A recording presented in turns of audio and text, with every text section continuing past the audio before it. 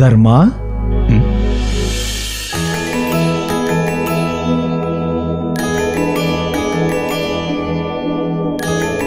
துரியோதனன் தங்கள் நாட்டை தர மறுத்தால் நான் என்ன செய்வது? யுத்த பிரகடனம் செய்துவிடவா? வேண்டாம். வேண்டாமா? உன் அசாத்திய பொறுமை என்னை வியப்பில் ஆழ்த்துகிறது தர்மா. ஆனால் உன் சகோதரர்கள் யுத்தத்தையே விரும்புகிறார்கள்.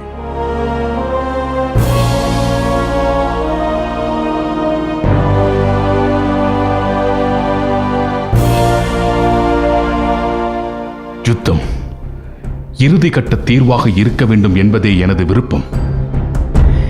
இதைவிட இறுதியாக கட்டம் என்று ஒன்று இருக்கிறதா தர்மா? நான் அறிவேன். நிச்சயம் துரியோதனன் இந்திரபிரஸ்தத்தை திருப்பித் தர மறுப்பான். எனில் முடிவு உன்னுடையதாகவே இருக்கட்டும். என் முடிவா? ராஜ்யம் உன்னுடையது தர்மா. இருக்கலாம். ஆனால் நான் உன்னிடம் முழு சரணாகதி அடைந்து விட்டேன். ஆகவே என் சார்பாக நான் பேச வேண்டியதை நீயே பேசிவிடு. நீ எடுக்கும் முடிவிற்கு நான் கட்டுப்படுகிறேன். நிச்சயம் எந்த உடன்பாட்டிற்கும் துரியோதனன் சம்மதிக்க மாட்டான். அப்படியா? ஆம், துரியோதனன் நிச்சயம் ராஜ்யத்தை மறுப்பான். யாசகனுக்கு ஒரு ராஜ்யத்தையே தானமாக கொடுத்தாலும் கொடுப்பானே தவிர பாண்டவர்களுக்கு நிச்சயம் தரமாட்டான். துரியோதனன் ஊருக்கெல்லாம் நல்லவன், பாண்டவர்களுக்கு மட்டுமே கெட்டவன்.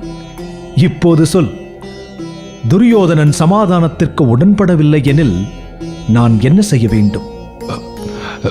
நான் தான் கூறிவிட்டேனே கிருஷ்ணா. அதற்கு மேல் உன் முடிவே என் முடிவு. என் முடிவு யுத்தமாக இருந்தால்? எதுவாக இருந்தாலும் சரி, நீ காட்டும் வழியில் நடக்க நான் சித்தமாக இருக்கிறேன். மகிழ்ச்சி. பாண்டவர்களின் தூதுவனாக நான் அத்தினாபுரம் புறப்படுகிறேன்.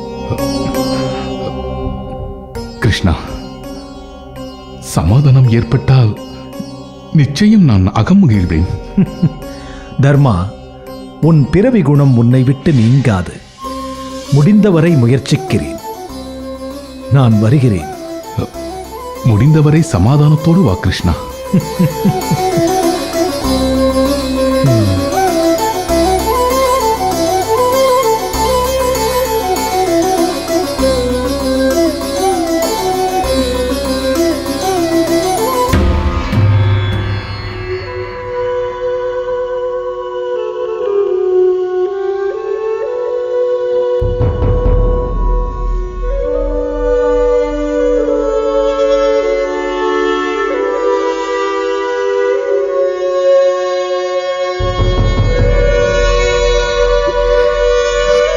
திரௌபதி,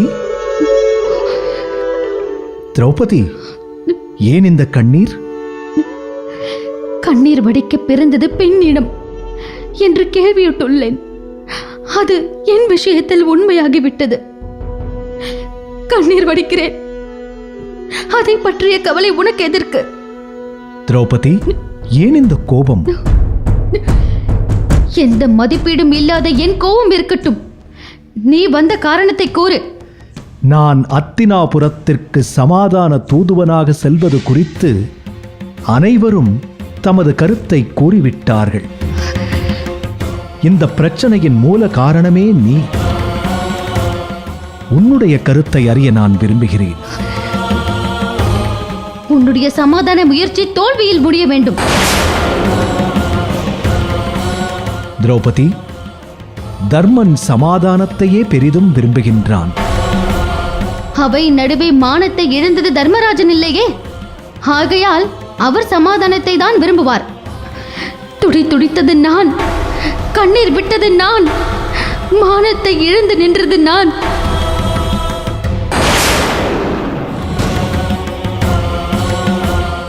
என்னை பணயம் வைக்கும் அதிகார பீடத்தில் இருந்தவர் தர்மராஜன்.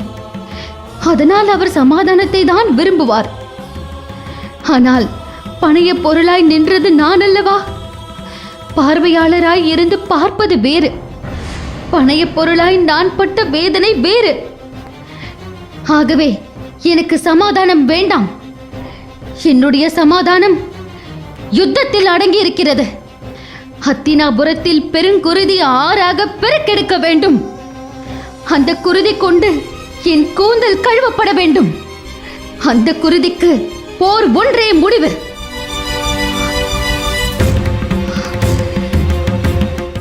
திரௌபதி, நீ விரும்பும் நீதி அழிவின் உச்சத்தில் கிடைக்கும் நீதி. அந்த நீதி உன்னையே அழித்து விடலாம். அப்படி ஒரு அழிவு நேர்ந்தால் நான் அழிந்துவிட சித்தமாக இருக்கிறேன். திரௌபதி, உன் தனிப்பட்ட வஞ்சத்திற்கு ஒரு தேசமே அழிய வேண்டும் என்று விரும்புகிறாயா? எனில் நான் இறுதி வரை இதே தலைவிரி கோலத்தோடு ஒரு கைப்பெண்ணை போல அலைய வேண்டுமா? ஒரு நாட்டின் நலனின் முன்னே உன் முடியா கோலமும் கண்ணீரும் பெரிதல்ல திரௌபதி. எனில் நான் பூண்ட சபதம் பொய்யா? திரௌபதி, உனக்கு அநீதி ஏற்பட்ட அதே கணத்திலேயே நீ சபதத்தை நிறைவேற்றி இருக்க வேண்டும். காலம் தாழ்த்தியது உன்னுடைய தவறு.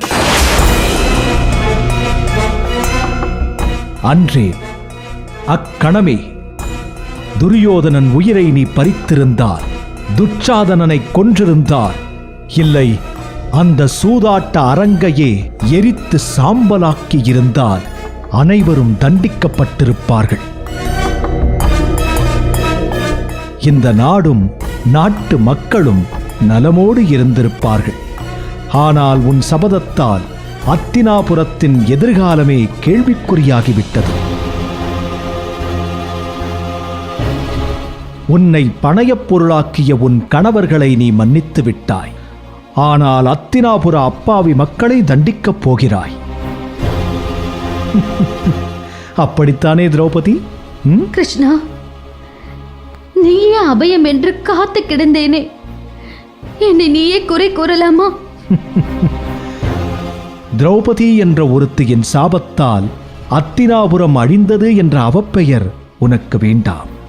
அதனால்தான் நான் இப்போது சமாதான தூது செல்கிறேன். ஆனால் சமாதானம் ஏற்படும் என்ற நம்பிக்கை எனக்கு சிறிதும் இல்லை. எனில் யுத்தம் மூளப்போவது உறுதிதானே? தர்மனிட்ட பணியை செய்கிறேன். மற்றபடி தூதுவனுக்கு என்ன தெரியும்? இப்போது முடிவு துரியோதனன் கையில் இருக்கிறது.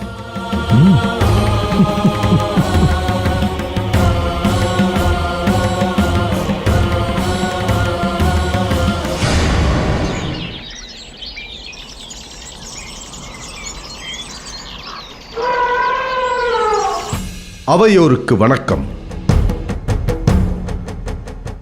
நாளை பாண்டவர்களின் தூதுவனாக ஸ்ரீகிருஷ்ணன் அத்தினாபுரம் வர உள்ளான். இது குறித்து கலந்தாலோசிக்கவே நான் அவையை கூட்டியுள்ளேன்.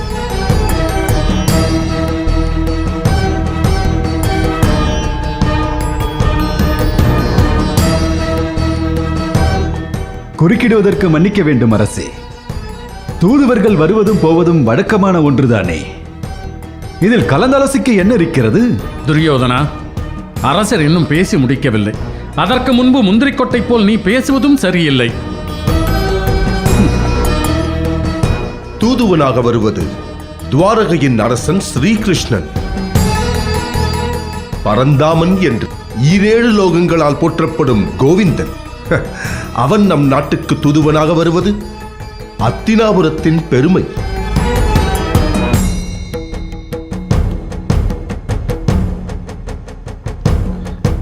கிருஷ்ணனை மிகச் சிறப்பாக வரவேற்பது நம்முடைய கடமை.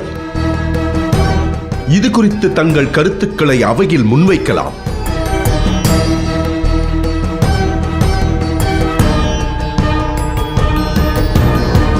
நாம் அத்தினாபுரத்தின் எல்லைக்கே சென்று அரச மரியாதையோடு அழைத்து வருவோம்.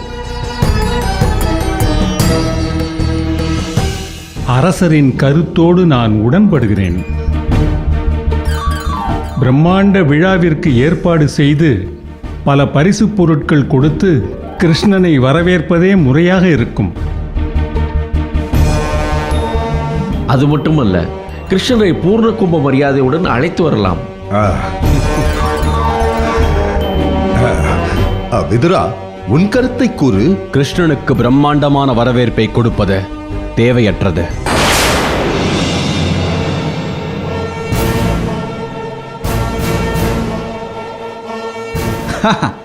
சரியாக சொன்னீர்கள் சித்தப்பா.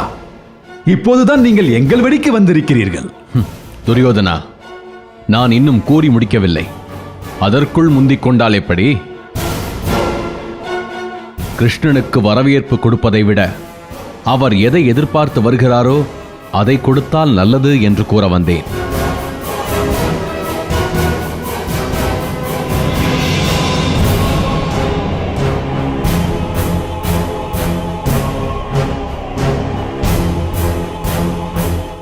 அப்போதே நினைத்தேன் சாத்தான் வேதம் ஓதுகிறது என்று. பாண்டவர்களின் நலனை சிந்திக்காவிட்டால் உங்களுக்கு உறக்கம் வராதே. திருதராஷ்டிரா, அத்தினாபுரம் மரபுக்கு என்று ஒரு மாண்பு இருக்கிறது. தூதுவனாக வரப்போவதோ ஒரு அரசன். ஆகவே அவனை சிறப்பாக வரவேற்பது நமது கடமை. பிரச்சனையை தூதாக கொண்டு வருபவருக்கு எதற்கு வரவேற்பு? கிருஷ்ணர் ஒன்றும் அத்தினாபுரத்தின் நலன் கருதி வரவில்லையே. பல நேரங்களில் எதிரிக்கு சாதகம் செய்வதே நமக்கு நன்மையாகும். இது எங்கே உன் போன்ற முன்கோபிகளுக்கெல்லாம் புரியப் போகிறது? யார் நலனுக்காக கிருஷ்ணர் தூதுவராக இங்கே வந்தாலும் கிருஷ்ணர் போற்றப்பட வேண்டியவர் என்பதில் ஐயமில்லை. ஆகவே அவரை சிறப்பான முறையில் வரவேற்கத்தான் வேண்டும். அனைவரின் கருத்துக்களும் ஏகோபித்ததாக இருக்கிறது. ஆகவே கிருஷ்ணனை வரவேற்க பிரம்மாண்ட ஏற்பாடுகள் தொடங்கட்டும். ஒரு நாட்டின் இளவரசனாக நான் இதை கடுமையாக எதிர்க்கிறேன். ஒரு சாதாரண தூதுவனுக்கு என்ன மரியாதை கொடுக்க வேண்டுமோ அதை மட்டும் அந்த கிருஷ்ணனுக்கு கொடுத்தால் போதும். எந்தவித சிறப்பு ஏற்பாடுகளும் கூடாது. துரியோதனா, நான் சொல்வதை கேள். கிருஷ்ணன் தூதுவனாக வந்தால் இது தேவையில்லை. ஆனால் கிருஷ்ணன் ஒரு நாட்டின் அரசன். அது மட்டுமல்ல, நாம் துவாரகையோடு சம்பந்தம் செய்துள்ளோம். ஆகையால் பெரியோர்கள் சொல்படி கேட்டு அதன்படி நடப்பதுதான் உனக்கு நல்லது.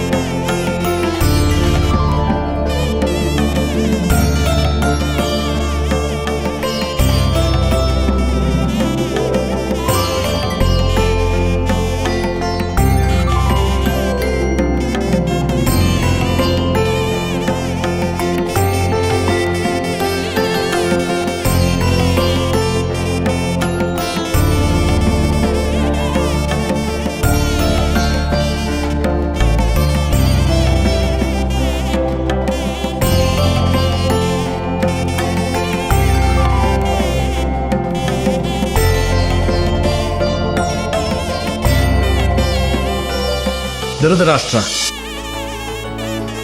ஸ்ரீ கிருஷ்ணருக்கு உன் மரியாதையை செலுத்திவிடு.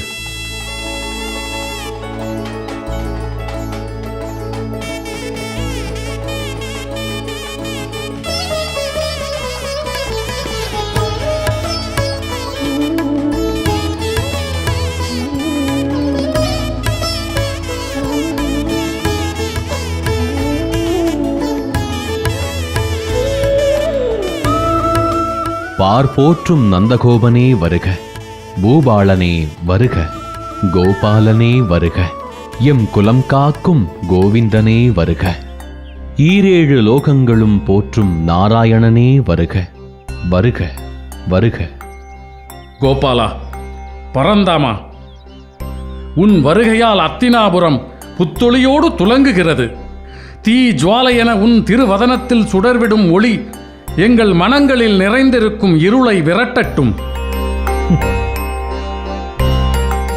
ஸ்ரீகிருஷ்ணா, அஞ்ஞானம் புகுந்த மனதில் மெய்ஞானத்தை விதைக்கும் பரம்பொருளே, உன் பாதங்கள் பட்ட இடத்தில் பாவங்கள் தொலைந்து போகும். இக்கட்டான நிலையில் எம்மை காக்க வந்தாய் பெருமானே. மாதவா, வீடு பேரளிக்கும் கோவிந்தா, கோபாலா, இன்னல்களை போக்கும் ஸ்ரீகிருஷ்ணா, இக்கட்டான தருணத்தில் எழுந்தருளியுள்ளாய். உன்னால் இந்த நாடும் நாட்டு மக்களும் சுபிட்சம் பெறட்டும். நிகழவிருக்கும் ஆபத்திலிருந்து காத்தருள்வாய் நாராயணா. ஸ்ரீகிருஷ்ணா, உன்னை காணும் பாக்கியம் இல்லாதவள் இந்த காந்தாரே. ஆனால் உன்னை மனக்கண்ணால் தரிசிக்காத நாள் இல்லை, உன்னை துதிக்காத பொழுதில்லை. இருளை விளக்கத் தோன்றிய சூரியனாய் இந்த அத்தினாபுர அவையில் எழுந்தருளியிருக்கிறாய். ஸ்ரீகிருஷ்ணா, வருக வருக. உன் வருகையால் எங்கள் அத்தினாபுர சாம்ராஜ்யமே பெருமை பெற்றது, பேறு பெற்றது. அத்தினாபுரத்தின் அரசனாக நான் தந்த பூரண கும்ப மரியாதையையும் கோதானத்தையும் ஏற்றுக்கொண்டதற்கு என் மனமார்ந்த நன்றி.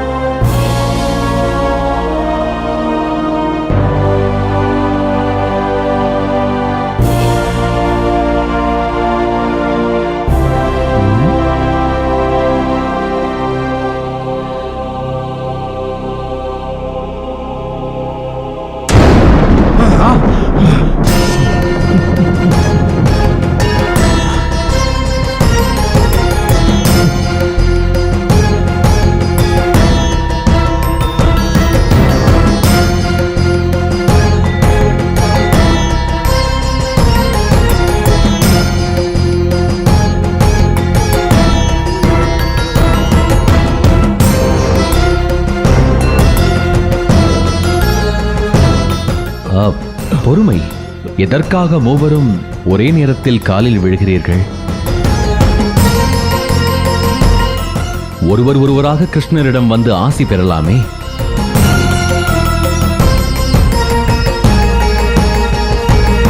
விதுரா, என் புத்திரன் துரியோதனன் ஸ்ரீகிருஷ்ணனிடம் ஆசி பெற்றானா? இப்போதுதான் என் மனம் ஆனந்தம் அடைகிறது. துரியோதனா, ஸ்ரீகிருஷ்ணரிடம் ஆசை பெற்ற உனது செயலால் நான் உண்மையில் முதன்முறையாக அகம் மகிழ்ந்தேன்.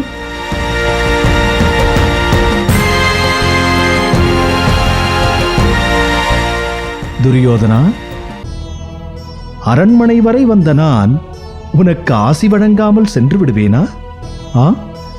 ஆணவமும் செருக்கும் நீங்கி அகம்பாவமும் இருமாப்பும் களைந்து நீ நீடோடி வாழ இறைவனை பிரார்த்திக்கிறேன். துச்சாதனா, அச்சத்தில் பிறந்தது உன் பக்தி, இருந்தாலும் மெச்சத் தகுந்தது. எண்ணம் போல் வாழ்வாய். கர்ணா, நீ நல்லவன், தயாளன், அது மட்டுமல்ல, ஆதவனையே வெஞ்சும் கொடையாளி. ஆனால் சேர்க்கை உன் வாழ்வை சிதைக்கிறது. ஆயினும் வாழ்த்துகிறேன். நீங்கா புகழோடும் தடையிலா கொடையோடும் வாழ்வாய். சகுனி மாமா, வணங்க விருப்பம் இருந்தும் உம் வயது தடுக்கிறது. ஆயினும் வாழ்த்துகிறேன். சூதும் சூழ்ச்சியும் நீங்கி வீர சொர்க்கம் அடைவீராக.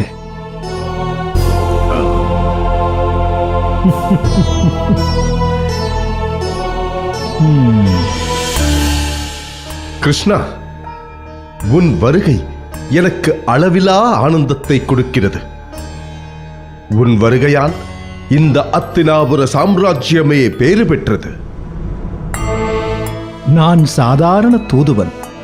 எனக்கு எதற்கு இந்த மரியாதையும் போற்றலும் புகழ்ச்சியும்? நான் கூறுவது சரிதானே துரியோதனா?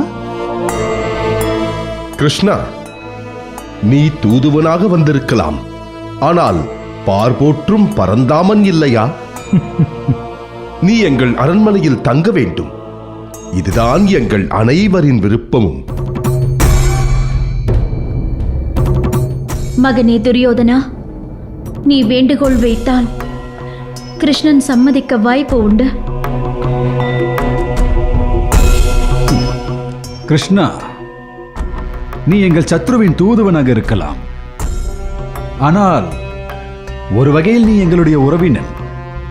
ஆகவே இந்த அரண்மனையில் தங்கி இதுவரை நீ காணாத சுகபோகங்களை துய்த்து இன்புற்றிருக்க வேண்டும்.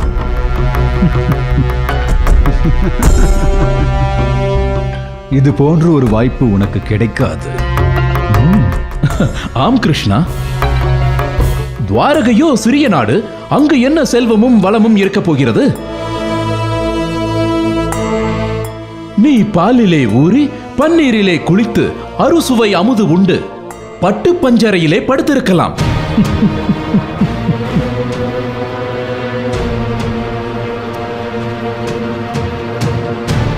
தங்களின் அன்பான உபசரிப்பிற்கு மிக்க நன்றி. ஆனால் தங்களின் விருந்தோம்பலை ஏற்றுக்கொள்ளும் நிலையில் நான் இல்லை. கிருஷ்ணா, உன்னை ஏன் தகுதி குறைவாக நினைக்கின்றாய்?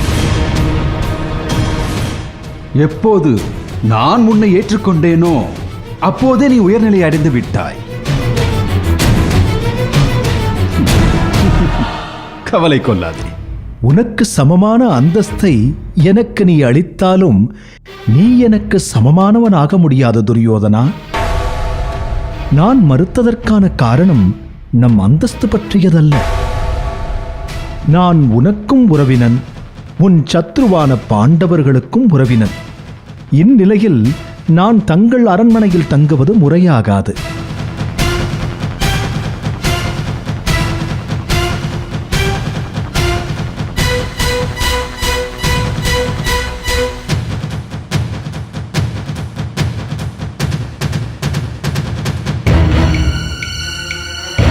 அது மட்டுமன்று, என் தூது வெற்றியடைந்து விட்டால் உன் உபசரிப்பை ஏற்றுக்கொள்வதில் எனக்கு எந்த பிரச்சனையும் இல்லை. ஒருவேளை சமாதான முயற்சி தோல்வியடைந்து விட்டால் உன் உபசரிப்பை ஏற்றுக்கொண்டது எனக்கு பிரச்சனையாகிவிடும். அதனால்தான் தவிர்க்கிறேன். பிறகு எங்கே தங்குவதாக உத்தேசம்? ஊரில் எத்தனையோ சத்திரங்கள், சாவடிகள் இருக்கின்றன இல்லையா கிருஷ்ணா?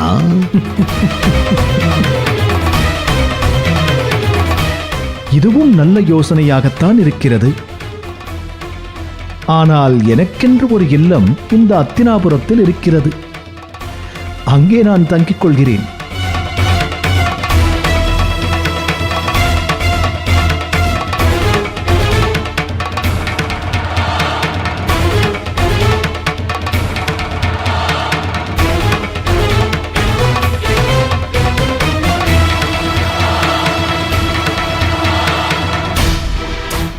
சொந்த வீடா?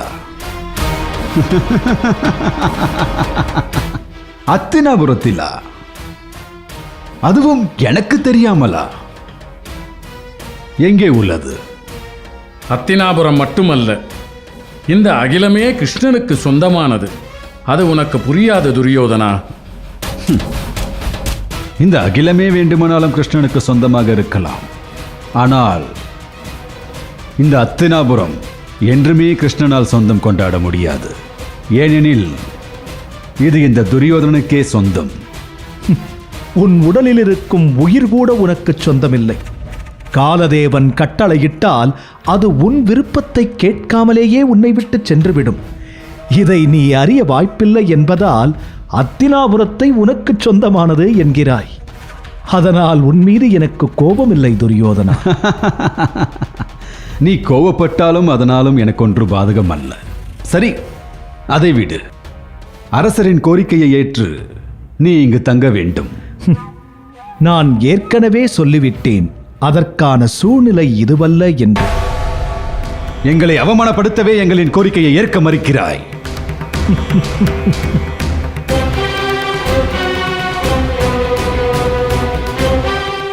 யாரையும் அவமானப்படுத்துவது என் நோக்கமல்ல. பாண்டவர்களுக்கும் கௌரவர்களுக்கும் பொதுவாக வந்த நான் உனது இடத்தில் உறைவது முறையல்ல. புரிந்து கொள். இன்று நான் பயணக் களைப்பில் இருக்கிறேன். நான் என் இல்லம் சென்று ஓய்வெடுக்கிறேன். அரசே, அரசவைக்கு நாளை வருகிறேன்.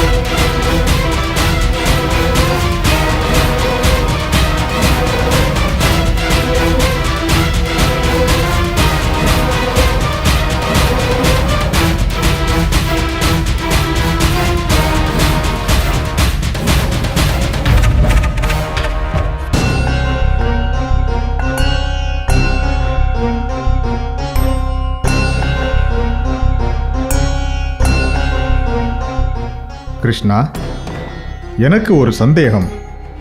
சந்தேகமில்லாத மனித மனம் ஏது? 4 வேதங்களை கற்றுத் தேர்ந்தாலும் தாங்களும் மனிதர்தானே? கேளுங்கள் அந்தணரே. உன் இல்லம் துவாரகையில் அல்லவா இருக்கிறது?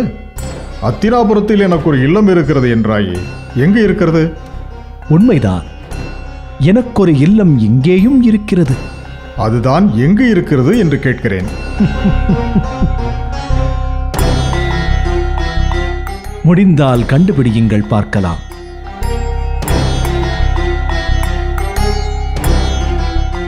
அந்த இல்லம் எங்கே இருக்கிறது என்று எனக்கு தெரியும்.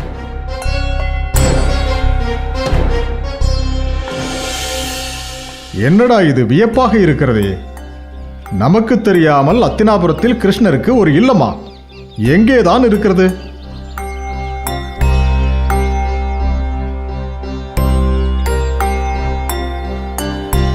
இதோ இந்த இல்லம்தான் கிருஷ்ணனின் இல்லம்.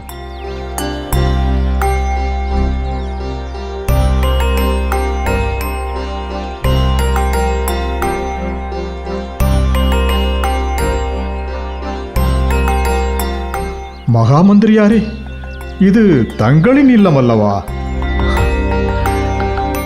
எனதென்று இந்த உலகில் ஏதுமில்லை. இங்கே இந்த மண்ணில் இருப்பதெல்லாம் பரம்பொருளான கிருஷ்ணனுடையது. கிருஷ்ணனுடையது எல்லாம் என்னுடையது. விளங்கவில்லையே. என்னை சரணடைந்தோர் தனதென்று ஏதும் கொண்டதில்லை. தனக்கென்று கொள்பவரெல்லாம் என்னை சரணடைவதில்லை. என்னை பற்றியோருக்கு இந்த பிரபஞ்சமே உரியதாகிறது.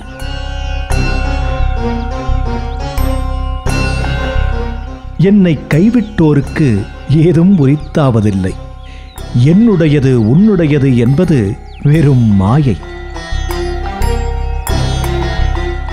அனைத்தும் இந்த பிரபஞ்சத்திலிருந்து எடுக்கப்பட்டவை.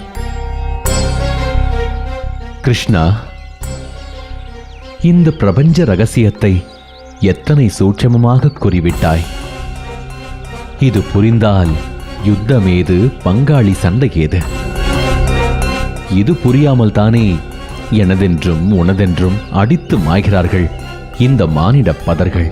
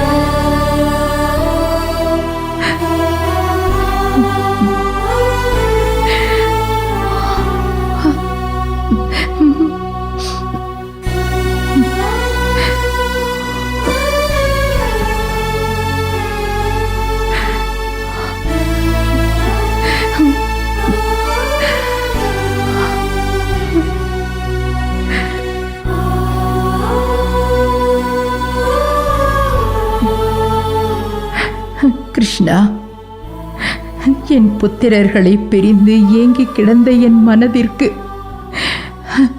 நல் மருந்தாய் வந்து சேர்ந்தாய்.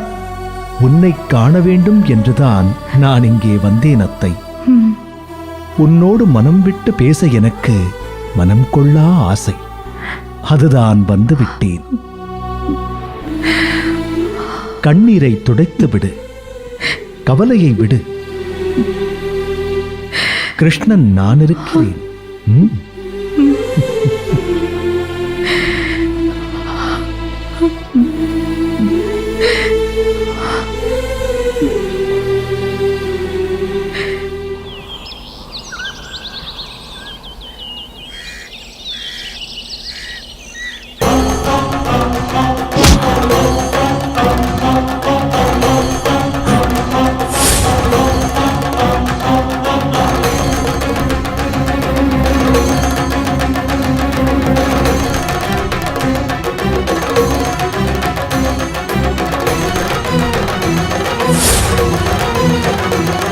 எனக்கென்று ஒரு இல்லம் இந்த அத்தினாபுரத்தில் இருக்கிறது.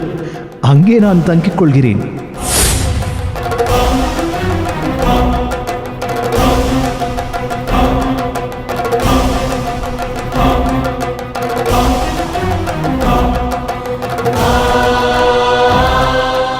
மருமகனே. மாமா, இப்போது நீங்கள் என்ன கேட்கப் போகிறீர்கள் என்று எனக்கு தெரியும். நானாவது எழுந்து நின்று விட்டேன், நீங்கள் அனைவரும் அவன் கால்களில் விழுந்து விட்டீர்களே என்று கேட்கப் போகிறீர்கள். நானாக அந்த கைவனின் காலில் விடவில்லை. அவன் ஏதோ சூழ்ச்சி செய்து அவன் கால்களில் விட வைத்து விட்டான். அனைவரையும் அவமானப்படுத்தி விட்டான். இந்த அத்தினாபுரத்தின் இளவரசனை அவமானப்படுத்தியது மாபெரும் தவறு. அவனை மன்னிக்கப் போவதும் இல்லை, அதை மறக்கப் போவதும் இல்லை. அண்ணா, அந்த கிருஷ்ணன் நம்மை மீண்டும் அவமானப்படுத்தி விட்டால் வேண்டாம் அண்ணா, வேண்டாம். துச்சாதனா, உன் மானம் வேறா, என் மானம் வேறா? நம்மை அவமானப்படுத்தி அந்த கயவனுக்கு தக்கதொரு பாடத்தை கற்பித்தே ஆக வேண்டும். அந்த கயவன் நம் அழைப்பை மறுத்து இப்போது எங்கே தங்கி இருக்கிறான்? அதை நான் கூறுகிறேன். அந்த கிருஷ்ணன் இப்போது விதுரன் வீட்டில் இருக்கிறானா? பார்த்தீர்களா? அந்த விதுரன் செய்ததை பார்த்தீர்களா? சத்ருவின் தூதுவனை தலைவாழை இலை போட்டு உபசரித்து இல்லத்தில் தங்க வைத்திருக்கிறான் அந்த தாசையின் மகன். விதுரர் இதை செய்யாவிட்டால் தான் நாம் ஆச்சரியப்பட வேண்டும். அந்த கிருஷ்ணனுக்கு அவையில் அழைப்பு விடுத்தேன். ஆனால் அந்த திருடன் என் அழைப்பை ஏற்க மறுத்த அந்த விதுரனின் இல்லத்தில் தங்கிவிட்டான். நம்மை அவமானப்படுத்தும் நோக்கத்தோடு தான் இங்கே வந்திருக்கிறான். அவனை பதிலுக்கு அவமானப்படுத்தியாகவே வேண்டும். பாருங்கள், அவனை என்ன செய்கிறேன் என்று பாருங்கள்.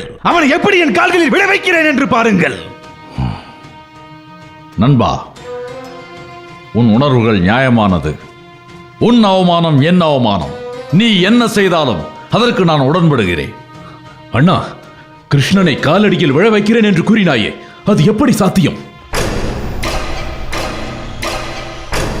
நாளை அந்த கிருஷ்ணன் அவைக்கு வருவான். அவன் அமரப்போகும் இருக்கைக்கு அடியில் மிகப்பெரிய பள்ளத்தை தோண்ட வேண்டும். அது தெரியாதவாறு ஆசனத்தை அமைக்க வேண்டும். அவன் அமர்ந்ததும் என் கண்கள் அசைந்ததும் அந்த கிருஷ்ணன் என் கால்களில் விட வேண்டும். மாமா, இதை யாருக்கும் தெரியாமல் பார்த்துக் கொள்ளுங்கள். மாமா, என்னை தன் காலடியில் விட வைத்த அந்த கிருஷ்ணன் வருவான். நான் எப்படி அவன் கால்களில் விழுந்தேனோ அவனும் அதே போல் என் காலடியில் விட வேண்டும். அந்த கிருஷ்ணன் சூழ்ச்சிக்காரன். நாம் ஒன்று செய்ய நினைத்தால் அவன் முந்திக் கொண்டு வேறொன்று செய்வான். இம்முறை அந்த கிருஷ்ணன் மண்ணை கவ வேண்டும். மாமா, மருமகனே, உன் விருப்பத்தை நான் நிறைவேற்றுகிறேன்.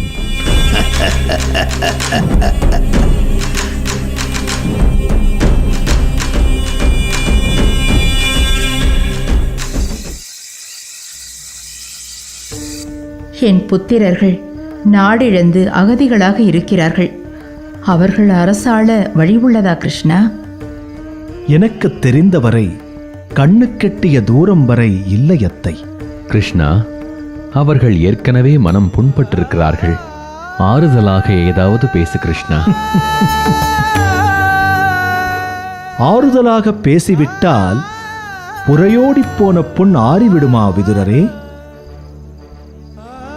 காயத்தை ஆற்றும் போது வலியை சகித்துத்தான் தீர வேண்டும். நீ எங்களின் காயத்தை ஆற்றுவாய் அல்லவா கிருஷ்ணா?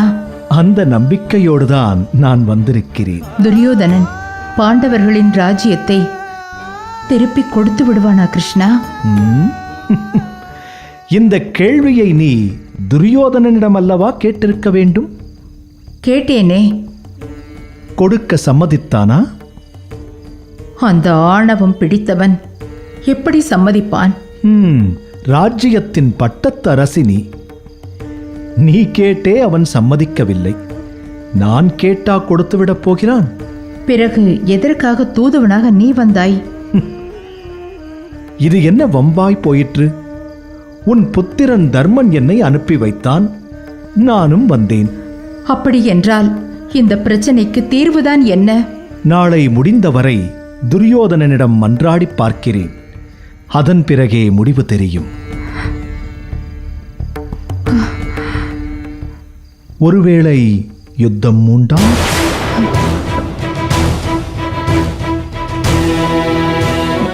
யுத்தமா? அதற்கு முன்பு யோசிக்க வேண்டிய விஷயங்கள் அநேகம் உள்ளன விதுரரே. யுத்தம் மூண்டால் தாங்கள் யார் பக்கம்? கௌரவர்கள் பக்கமா இல்லை பாண்டவர்கள் பக்கமா? சந்தேகத்திற்கே இடமில்லாமல் நான் கௌரவர்கள் பக்கம்தான்.